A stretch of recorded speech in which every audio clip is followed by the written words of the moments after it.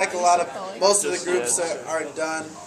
Sorry for cutting any conversation short. It just seemed like a lot of groups were pretty much done with the activity. But hopefully, this is something that kind of sparked some thought and some things that you can continue conversation you can continue. But right now, I want to first offer some. Gonna start with some tips from follow-up tips. I know that this is something that people have mentioned afterwards. How do you stay in touch? How do you follow up after an interview? And I guess the general thoughts are you want to follow up 24 to 48 hours afterwards. You want to show your appreciation and thank them, and really show them that you cherish the opportunity. You don't want to. You don't want it to seem like you're just blindly applying to 1,000 internship programs. You want to show them that this one meant something to you, and that you took the time to really go out of your way to follow up with them. You want to reference something specific from your interview, or reference something about you, because think about the things that distinguish you. You can either mention those again, just because so they can put a face to the interview or things like that. So that's another tip. And then try to stay in touch even with people when you interview, even if you don't land the opportunity at first. If you stay in touch and either comment on if something comes up in the Sports Business Journal that you want to congratulate them on, or anything that you see, and you stay in touch with them, when it comes time to the next year apply for internship, or who knows what, maybe there's another opportunity that comes up. Maybe they'll reach out to you, or maybe the next time around, because they already remember you and you stayed in touch, you'll be at the top of their list. So these are just a few tips. I don't know if the e-board had any other follow-up tips, but those are just a few things that we came up with. So right now, I actually want to open it up to questions. Whether it's for me to give the e-board entire opportunity, but anything related to internships, applying, anything like that. How differently would you prepare for a phone interview? Has anybody on the e-board done a phone interview? I haven't really done a really intense phone interview, so let Eric explain. I mean, the one I did was kind of, I'm not sure who asked the question, but I mean, it's a couple years ago, but it was just kind of a lot of the same stuff. You try and think, all right, what would they possibly ask me? And then the hardest thing for me was being comfortable on the phone, because even if you talk on the phone, it's completely different when you're doing an interview. So, I mean, that would be the best thing, just try and practice that, work on that. But it's very similar to a regular interview for me in terms of the questions they're asking. Another thing to follow up with that, don't be worried about pausing, because it feels more awkward when you're pausing on the phone than when you're in person. But they're thinking of it as basically an in-person interview, they just can't see you.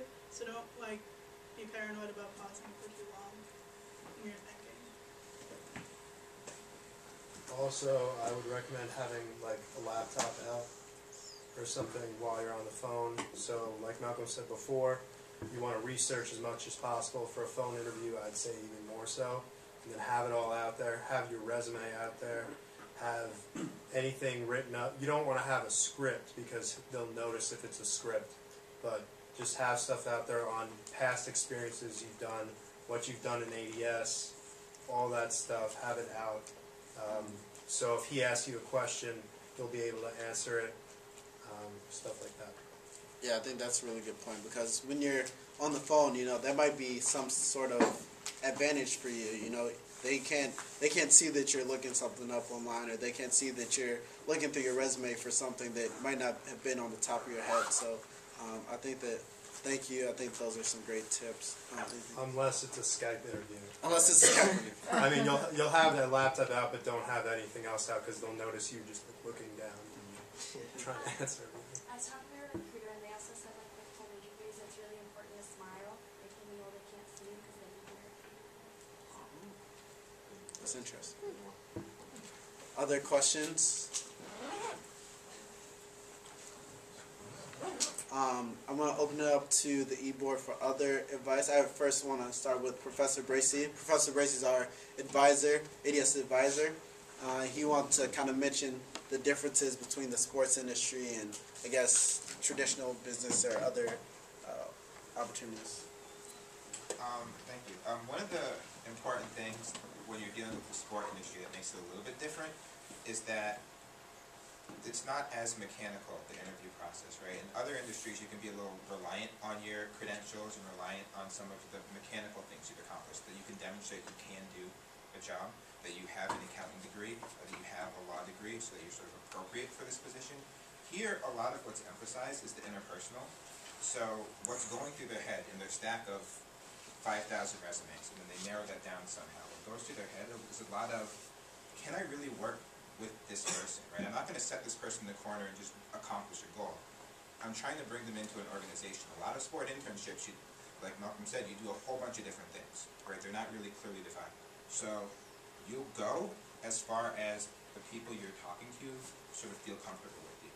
So you want to approach it a lot like you're trying to make a new friend, or you're trying to ask someone out, or something like that, because obviously the sport industry knows that they're the sport industry and that everyone wants to be with them, and everyone wants to be associated with them, so you don't have to spend too much time saying how great they are, right? They know they're great, or they feel enough confidence that they're great, right? So what you really want to talk about is how you bring something to them and how it would make their lives easier just having you around, right? So that's kind of how you want to approach it in the sports setting. Other settings, you can be a little bit more, you don't have to be overly charismatic, but you can kind of say, like, look, this is why I can do the job, because I've done X, Y, and Z, right? Here it's going to be more, you like me, you really like me, that's what you want, right?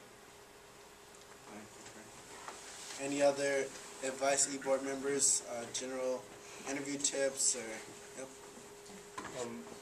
I had a phone interview last semester, and I just want to say, like, you know, don't be afraid to be yourself. I mean, like, even laugh when you're on the phone, you know, and be honest. What I did, I wrote down some questions that I wanted to ask, just in case during the conversation itself, you know, it came to a pause, and I just looked down and I made sure that, you know, I knew where I wanted to go in the conversation. But, you know, just make sure, you know, you're yourself and don't act like it's an entirely serious thing, because you're going to be yourself when you're there in person. So why don't you just be yourself when you're on the phone, too. Thank you. E-board members? Yep. I had a few things. I took some notes when you were